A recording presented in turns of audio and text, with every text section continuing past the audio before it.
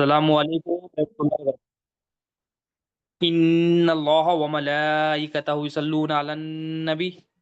یا ایھا الذین آمنوا صلوا علیہ وسلموا تسلیما اللهم صل علی سیدنا محمد وعلی آل سیدنا محمد بارک وسلم اللهم صل علی سیدنا محمد وعلی آل سیدنا محمد بارک وسلم اللهم صل علی سیدنا محمد وعلی آل سیدنا محمد بارک وسلم۔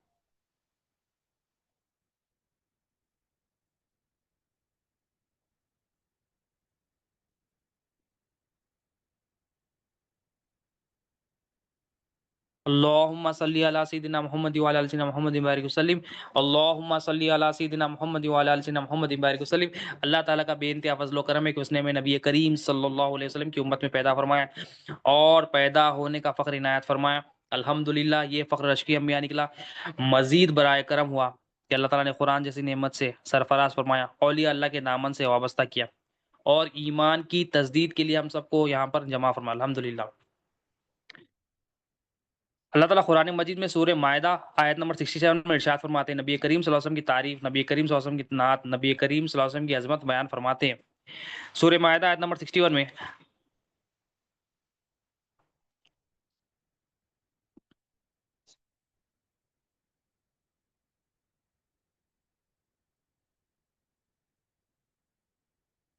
سورہ مائدہ آیت نمبر 67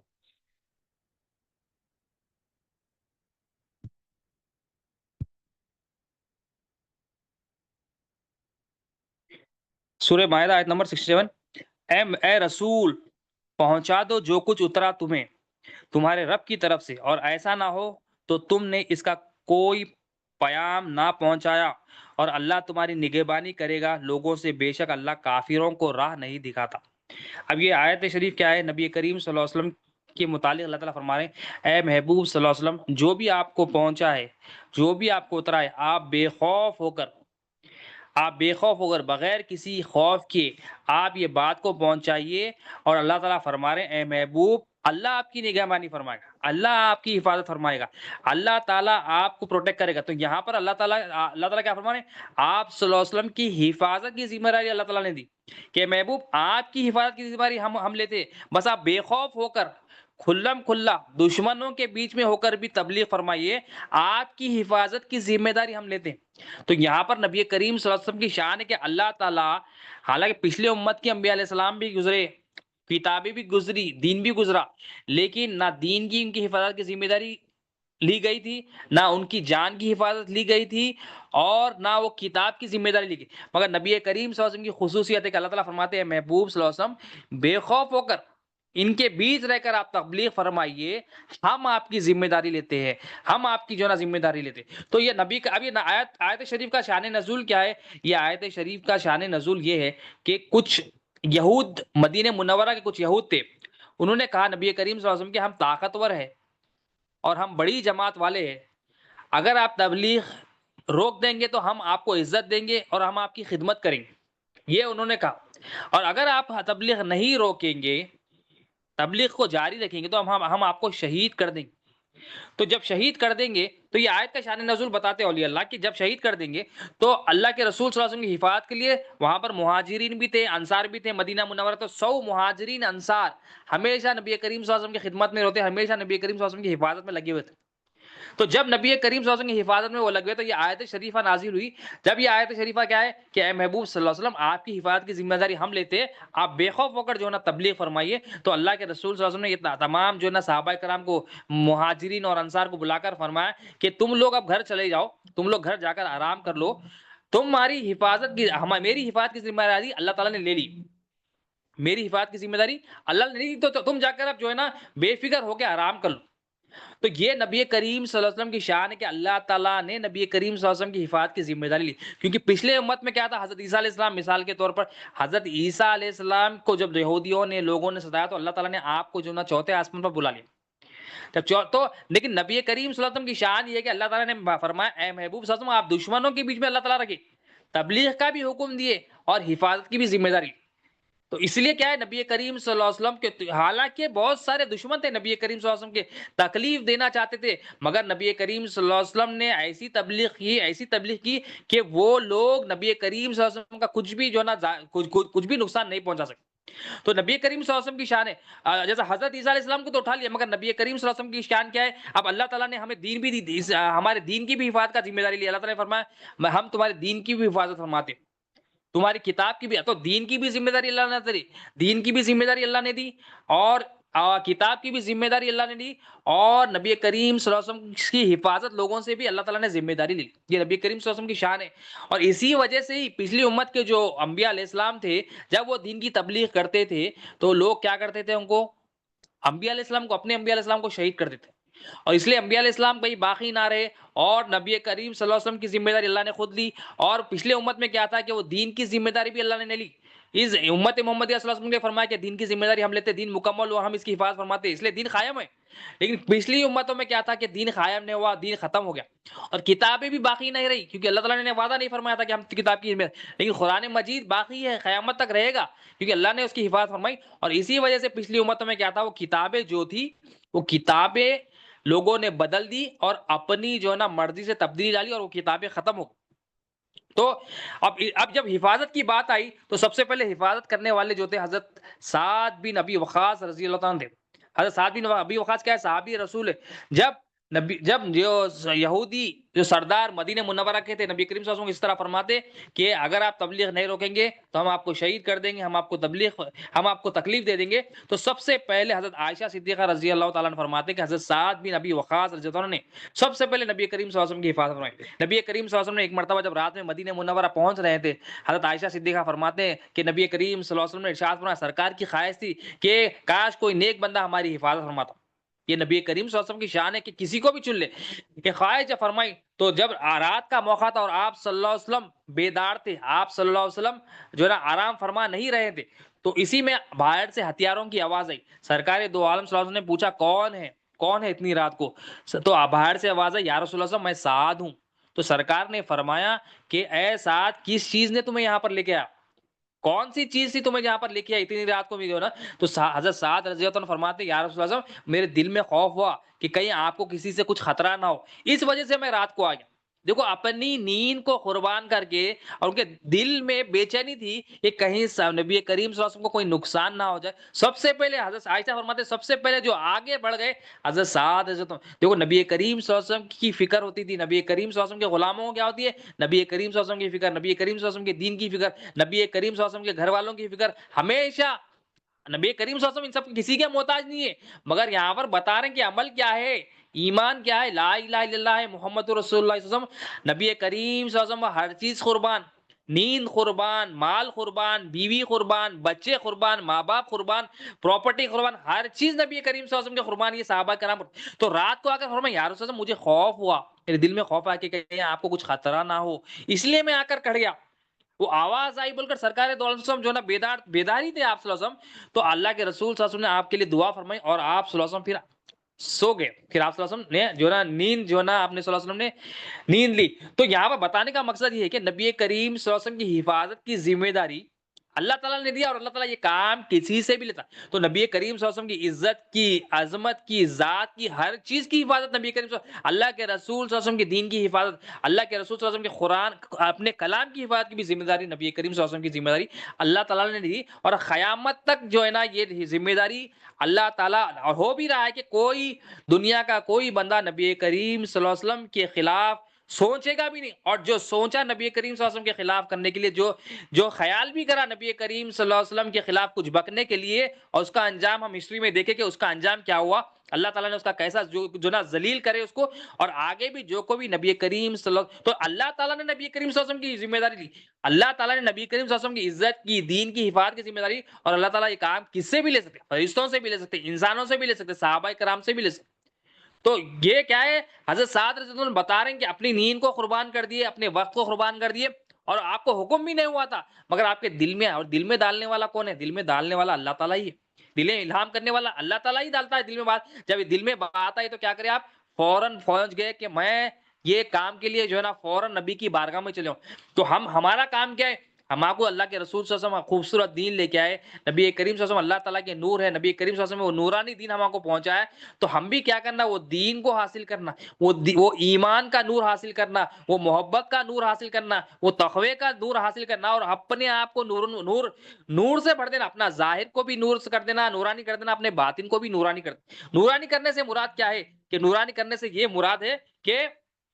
ہم نبی کی غلامی میں آ جائے، ہم اللہ کی اطاعت میں آ جائے، ہم اللہ کے رسول صلی اللہ علیہ وسلم کی اطاعت میں آ جائے، ہم بندگی کا نور ہم سے ظاہر ہو، بندگی ہم سے ظاہر ہو، کہ ہم جب اللہ ہمیں دیکھے، نبی کریم صلی اللہ علیہ وسلم ہمیں دیکھے، اللہ تو ہمیں دیکھے تو بولے ہاں یہ میرے محبوب کا غلام ہے، یہ میرے محبوب کا دکھ رہا ہے، یہ محبوب کا غلام دکھ رہا ہے، اس کا ظاہر میرے محبوب کی غلامی ظاہر ہو رہی ہے، اس سے باطن سے نبی کریم صلی اللہ علیہ وسلم، یہ صحابہ کرام کو جب بھی دیکھتے، جب صحابہ کرام کی حال کیا تھا، ہمیشہ نبی کریم صلی اللہ علیہ وسلم کی غلامی، ہمیشہ نبی کریم صلی اللہ علیہ وسلم کی اطاعت، اور فکر ہوتی کہ نبی کریم صلی اللہ علیہ وسلم کو کیسا راضی کرے، ان کے اندر یہ جذبہ تھا، یہ محبت تھی، یہ عشق تھا کہ ہماری ہر چیز نبی کریم صلی اللہ علیہ وسلم کے لیے قربان، مطلب صحابہ کرام جیسا کوئی اب آنے والا نہیں ہے، وہ کر کے بتائے کہ ہم تو اتنا آگے بڑھ گئے، تمہارا کو کیا کرنا ہے، کچھ نہیں کرنا ہے، تھوڑا نیند بھی لینا ہے، کھانا بھی کھانا ہے، کچھ جا کے پہاڑوں پہ بڑھ جانا نہیں، ہر چیز کرنا ہے، کرتے ہوئے نبی کریم، نوکری بھی کرنا ہے، بزنس بھی کرنا ہے، تجارت بھی کرنا ہے، معاملات بھی کرنا ہے، دوستی بھی کرنا ہے، محبت بھی کرنا ہے، کرتے کرتے کیا ہے، اللہ اور اس کے رسول کی غلامی کے تحت، دین کے تحت کرنا، دین کو چھوڑ دیے تو سمجھو شیطان کے اور نفس کے حوالے۔ تو یہ آیت کیا ہے، اللہ تعالیٰ فرما رہے کہ میرے محبوب کی حفاظت کی ذمہ داری میں نے لی، اے محبوب آپ تبلیغ کو، دشمنوں میں رہتے ہوئے اللہ تعالیٰ فرما رہے ہیں، اے محبوب ہم آپ کی حفاظت فرمائیں۔ تو اللہ تعالیٰ جب حفاظت فرما دے، سرکار فرما رہے صحابہ کرام سے کہ آپ لوگ اب چلے جائیں، آرام فرما دے گھر میں، حالانکہ 100 تھے صحابہ کرام، انصار اور مہاجر، مگر سرکار کیا فرما رہے، اب اللہ نے میری ذمہ داری لی، تم لوگ آرام کر کے جو ہے چلے، یہ نبی کریم صلی اللہ علیہ وسلم کی شان۔ اور ایک آیت ہے سورہ مائدہ آیت نمبر 101، سورہ مائدہ آیت نمبر 101 میں اللہ تعالیٰ ارشاد فرماتے ہیں، اب یہ آیت کیا ہے کہ نبی کریم صلی اللہ علیہ وسلم کی آداب، پورے قرآن میں کئی جگہ اللہ تعالیٰ نے اپنے محبوب صلی اللہ علیہ وسلم کے آداب، بیٹھنے کے آداب، بولنے کے آداب، آنے کے آداب، بات چیت کرنے کے آداب، اب یہ آیت شریفہ نبی کریم صلی اللہ علیہ وسلم کی بارگاہ میں بات چیت کرنے کے آداب، یہ ہمارے آقا صلی اللہ علیہ وسلم کے، دیکھو اللہ تعالیٰ خالق ہے، مالک ہے، مگر اپنے محبوب، محلہ کے نبی کریم صلی اللہ علیہ وسلم کے مخلوق ہے، مگر عام مخلوق نہیں ہے، سب سے خاص مخلوق ہے اللہ تعالیٰ کی، سب سے پسندیدہ مخلوق ہے، کہ میں اپنے محبوب کی بارگاہ میں آداب بھی سکھا رہے، بولنے کے آداب، بات چیت کے آداب، کھڑنے کے آداب، پکارنے کے آداب، یہ ہر قسم کے آداب، تو کیسی شان والے ہمارے آقا صلی اللہ علیہ وسلم ہیں، ایسی شان والے آقا صلی اللہ علیہ وسلم کی اطاعت چھوڑ کے ہم نفس کی، دنیا کی، اور جو ہے نا غیروں کی اطاعت میں لگے ہوئے، ایسے آقا صلی اللہ علیہ وسلم جس کو اللہ تعالیٰ اتنا محبت کرتا ہے کہ آنے والوں کو آداب بھی سکھا رہے ہیں۔ اب آیت کیا ہے دیکھیے، اے ایمان والو، اب ایمان والوں سے مخاطب ہو رہے ہیں، اے ایمان والو ایسی باتیں نہ پوچھو جو تم پر ظاہر کی جائے تو تم کو بری لگے،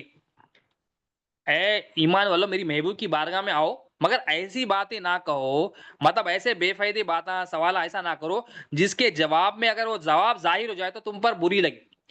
اور اگر انہیں اس وقت پوچھو گے جبکہ قرآن اتر رہا ہے تو تم پر ظاہر کر دی جائے گی، اللہ انہیں معاف کر چکا اور اللہ بخشنے والا ہے۔ یہ کیا ہے، نبی کریم صلی اللہ علیہ وسلم کی شان ہے، اس میں کہ اس کا شان کیا ہے، اس کے شان نزول بہت سارے ہیں، مگر ایک اولیاء اللہ جو علماء کرام جو بتاتے ہیں کہ کیا ہے، بعض لوگ نبی کریم صلی اللہ علیہ وسلم سے جو ہے نا بے فائدہ سوال کرتے تھے، عجیب عجیب قسم کے سوال کرتے تھے بے فائدہ، تو ایک روز نبی کریم صلی اللہ علیہ وسلم نے ارشاد فرمایا، سرکار نے فرمایا جو پوچھنا ہے پوچھ لو، ہم ہر بات کا جواب دے دیں گے۔ سرکار دو عالم میں دیکھو لوگ علم غیب کا، سرکار کا علم کا انکار کر رہے ہیں، ایک جاہل نبی کے علم کی بات کر رہا ہے کہ نبی کریم صلی اللہ علیہ وسلم کو علم غیب نہیں تھا، اللہ کے رسول صلی اللہ علیہ وسلم کو اللہ کی عطا سے علم دیا، کہ یہاں سرکار فرما رہے ہیں تم لوگ جو چاہے پوچھ لو، ہم ہر بات کا جواب دیں گے۔ اب یہ پوچھا، اب اس پر جب یہ بات سرکار نے فرمایا تو فوراً لوگوں نے کیا کیا، ایک نے پوچھ لیا کہ میرا انجام کیا ہوگا، میرا انجام کیا ہوگا، تو سرکار نے فرمایا تو جہنمی ہے۔ دیکھو نبی کریم صلی اللہ علیہ وسلم کا علم غیب، نبی کریم صلی اللہ علیہ وسلم کی شان، نبی کریم صلی اللہ علیہ وسلم کی نگاہ رسالت، حالانکہ سرکار دو عالم صلی اللہ علیہ وسلم کی رحمت یہ ہے کہ کسی کے عیب کو ظاہر نہیں فرماتے، ہر ایک کی پردہ پوشی فرماتے، کسی کو ذلیل نہیں فرماتے ہمارے آقا صلی اللہ علیہ وسلم، مگر سرکار یہاں اس لیے آداب بتا رہے ہیں کہ میرے محبوب کی بارگاہ میں آؤ تو ایسی باتیں نہ پوچھو جس کو ظاہر کر دی جائے تو تمہارے عیب ظاہر ہو جائے، جس کو ظاہر کر دی جائے تو تمہارا انجام جو ہے نا معلوم ہو جائے، ایسے سوال نہ کرو۔ آداب ہے میرے آقا صلی اللہ علیہ وسلم کو، وہ آداب کو جو نا آداب کا خیال کرو۔ تو وہ شخص نے پوچھا میرا انجام کیا ہے، یعنی میرا رزلٹ کیا ہے، میری آخرت کیا ہے، تو سرکار فرمائے تو جہنمی ہے۔ تو دیکھو آپ سرکار دو عالم صلی اللہ علیہ وسلم کو کون جنتی ہے یہ بھی پتا ہے، کون جہنمی ہے یہ بھی پتا ہے ہمارے آقا صلی اللہ علیہ وسلم. یہ ہمارے آقا صلی اللہ علیہ وسلم کا علم ہے. حالانکہ آپ صلی اللہ علیہ وسلم تو یہاں پر یہ بتایا جا رہا ہے کہ میرے محبوب کسی کے بارے میں کچھ نہ کہے تو یہ نہ سمجھو کہ میرے محبوب کو کچھ نہیں معلوم. یہ نہ کبھی گمان نہیں کرو کہ میرے محبوب ہم نے اپنے محبوب کو ہر چیز کا علم دیا کہ کون جنتی ہے اس کا بھی علم دیا، کس کا عمل جنتی ہے اس کا بھی علم دیا، کون جہنمی ہے اس کا بھی علم دیا، کس کا عمل جہنمی یہ بھی علم دیا. تو ایک نے تو پوچھ لیا، اب دوسرے نے پوچھا کہ میرا باپ کون ہے، تو سرکار نے فرمایا کہ تو صداقہ کا نطفہ ہے. صداقہ کا نطفہ ہے مطلب کیا ہے، تو حلال کی اولاد نہیں ہے، تو حرام کی اولاد ہے. کیونکہ یہ جو شخص تھا اس کی ماں صداقہ کی بیوی نہ تھی، اس کی جو ماں تھی صداقہ کی بیوی نہ تھی. تو سرکار دو عالم صلی اللہ علیہ وسلم جب وہ شخص تو اس لیے اللہ تعالیٰ فرمائے ایسے سوالات میرے محبوب کی بارگاہ میں نہ کرو جس سے تمہارے عیب ظاہر ہو جائے. تو یہاں پر اس کو بتا رہے ہیں کہ تو جو ہے نا حلال کی اولاد نہیں. تو نبی کریم صلی اللہ علیہ وسلم کو یہ علم بھی ہے کہ کون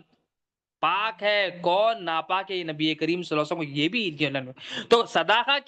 کا نطفہ ہے تو صحیح نطفہ نہیں ہے، تو حلال کی اولاد نہیں ہے، اس کو بتایا جا رہا ہے. تو اس کی وجہ سے یہ آیت نازل ہوئی اور فرما رہے ہیں اللہ تعالیٰ کہ میں مسلمانوں اے ایمان والو ایسی بات میرے محبوب سے نہ کہلواؤ جس میں تمہارے عیب کھل جائے، تمہارے عیب ظاہر، کیونکہ عیب ظاہر ہو رہے ہیں نا. اور ایک صحابی رسول آپ بھی پوچھتے یا رسول اللہ صلی اللہ علیہ وسلم، عبداللہ بن حذافہ رضی اللہ عنہ پوچھتے کیا رسول اللہ میرے والد کون ہے، تو اللہ کے رسول صلی اللہ علیہ وسلم نے ارشاد فرمایا تیرا والد حذافہ ہے. تو حضرت عبداللہ رضی اللہ عنہ کیا کرتے ہیں، فوراً اپنی والدہ کے پاس جا کے فرماتے ہیں کہ فلاں واقعہ ہوا ہے، نبی کریم صلی اللہ علیہ وسلم نے کہا کہ میرے والد حذافہ ہے. تو جب یہ آپ کی والدہ کو یہ بات معلوم ہوئی تو آپ کی والدہ نے کہا کہ تیری ماں سے کوئی قصور نہیں ہوا. وہ زمانہ ایسا تھا کہ لوگ عورتیں قصور کرتے تھے یعنی زنا کرتے، لیکن تیری ماں کو اللہ نے حفاظت فرمائی. تو آپ کو سرکار تو کون کس کی اولاد ہے یہ بھی ہمارے آقا صلی اللہ علیہ وسلم کو معلوم، کون کس کا بیٹا ہے کس کا بیٹا یہ بھی ہمارے آقا صلی اللہ علیہ وسلم کو، کون جہنم بھی ہمارے آقا صلی اللہ علیہ وسلم کے، کون جنتی ہے یہ بھی ہمارے آقا صلی اللہ علیہ وسلم، یہ ہمارے آقا صلی اللہ علیہ وسلم کی علم غیب، یہ شان ہے، یہ آیت نبی کریم صلی اللہ علیہ وسلم. تو اللہ تعالیٰ بتا رہے ہیں میرے محبوب کو نہیں سمجھو تم کہ میرے محبوب کو کچھ بھی علم نہیں ہے. اور سرکار دو عالم صلی اللہ علیہ وسلم نے یہاں پر یہ نہیں فرمایا کہ فلاں ڈپارٹمنٹ کی بات کرو، فلاں شریعت کی بات کرو میں بولوں گا. اللہ کے رسول صلی اللہ علیہ وسلم نے ارشاد فرمایا جو پوچھنا ہے پوچھ لو، جو پوچھنا ہے پوچھ لو. تو سرکار کی شان ہے کہ ہمارے آقا صلی اللہ علیہ وسلم ہر چیز کا علم ہے، مگر ہمارے آقا صلی اللہ علیہ وسلم کیا ہے پتا، کسی کے عیب ظاہر نہیں فرماتے، کسی کو ذلیل نہیں فرماتے ہمارا آقا، کیونکہ یہاں پر کہہ دیا تھا تو جواب دیا کہ تو جہنمی ہے، تو حلال کی اولاد ہے، تو حلال کی اولاد نہیں، یہ ہمارے آقا صلی اللہ علیہ وسلم. اور ایک کیا ہے، ایک مرتبہ نبی کریم صلی اللہ علیہ وسلم مطلب یہ پوچھنا اللہ تعالیٰ کیوں فرما رہے ہیں یہ نہ پوچھو، گفتگو کا خیال کرو، اس لیے کہ اگر تمہیں اگر اس کا حکم دے دیا جائے تو تم پر بھاری پڑے گا، تم پر بوجھ پڑے گا، تم نہیں کر سکتے. مثال کیا ہے، ایک مرتبہ نبی کریم صلی اللہ علیہ وسلم نے ارشاد فرمایا حج فرض ہے، سرکار نے فرمایا حج فرض ہے. تو حج فرض ہے تو ایک صحابی رسول نے ارشاد فرمایا مسلمانوں پر حج فرض ہے فرمایا، صحابی رسول نے ارشاد فرمایا یا رسول اللہ کیا ہر وقت جو ہے نا حج فرض ہے، ہر سال حج فرض ہے؟ تو سرکار نے خاموشی اختیار کی ہمارے آقا. پھر صحابی رسول نے بار بار تکرار کی یا رسول اللہ کیا ہر سال حج فرض ہے، کیا ہر سال حج فرض ہے؟ تو سرکار خاموشی اختیار فرمائے اور بار بار پوچھے وہ صحابی. تو بعد میں سرکار دو عالم صلی اللہ علیہ وسلم نے ارشاد فرمایا اگر ہم اس بات پہ ہاں کہہ دیتے تو ہر سال حج فرض ہوتا، ہر سال حج فرض ہوتا اور تم نہیں کر سکتے. یہ نبی کریم صلی اللہ علیہ وسلم کا اختیار ہے کہ نبی کریم صلی اللہ علیہ وسلم کسی قانون کو یس کر دے تو ہمارے آقا کی شان ہے وہ قانون نافذ کر دیتے اللہ تعالیٰ. اگر یہاں پر سرکار فرما رہے ہیں اگر میری زبان مبارک سے اگر ہاں نکل جاتا تو حج ہر سال فرض ہوتا. تو ہم دیکھو آج ہم حج ہر سال کہاں کر سکتے تھے، زندگی میں ایک بار جس پہ فرض ہو اس کو کرو بولتے اس کو بے چین ہو، یار مال نکالنا بولتے بے چین، ہر سال کہاں سے کر سکتے تھے. یہ ہمارے آقا صلی اللہ علیہ وسلم کی رحمت ہے، یہ ہمارے آقا صلی اللہ علیہ وسلم کی فکر ہے امت کے لیے، خیال ہے امت کا کہ امت کو بوجھ میں نہیں دیکھنا چاہتا، امت کے لیے آسانیاں فرمائے. تو سرکار اس لیے خاموش فرمائے کہ ہاں نکل جاتا تو یہ ہاں جو ہے نا، تو ہمارے آقا صلی اللہ علیہ وسلم فرما رہے اگر میں ہاں کہہ دیتا تو آیت اتر جاتی، ہاں کہہ دیتا تو شریعت اتر جاتی اور یہ قانون نافذ ہو جاتا کہ ہر سال حج کرنا ہے. تو اسی لیے اللہ تعالیٰ خیر فرمائے کہ جب میری محبوب کی بارگاہ میں آ جاؤ تو خیر دو ذرا ایسی باتیں نہیں پوچھو جس کے جوابات پہ سن کر تمہیں عمل کرنا پڑے اور یہ بات تمہیں بھاری پڑ جائے. تو نبی کریم صلی اللہ علیہ وسلم کی شان ہے، یہاں پر نبی کریم صلی اللہ علیہ وسلم کی شان، عزت، عظمت، یہ آیت بتا رہی کہ نبی کریم صلی اللہ علیہ وسلم کی کیسی شان ہے کہ بارگاہ رسالت میں نبی کریم صلی اللہ علیہ وسلم اللہ تعالیٰ کی بارگاہ میں کتنے عزت والے، کتنے عظمت والے ہیں کہ آپ اٹھنے کے آداب، آپ کے اٹھنے کے آداب اللہ تعالیٰ بتا رہے ہیں، آپ کے بیٹھنے کے آداب بتا رہے ہیں، بولنے کے آداب بتا رہے ہیں، بات کو پوچھنے کے آداب،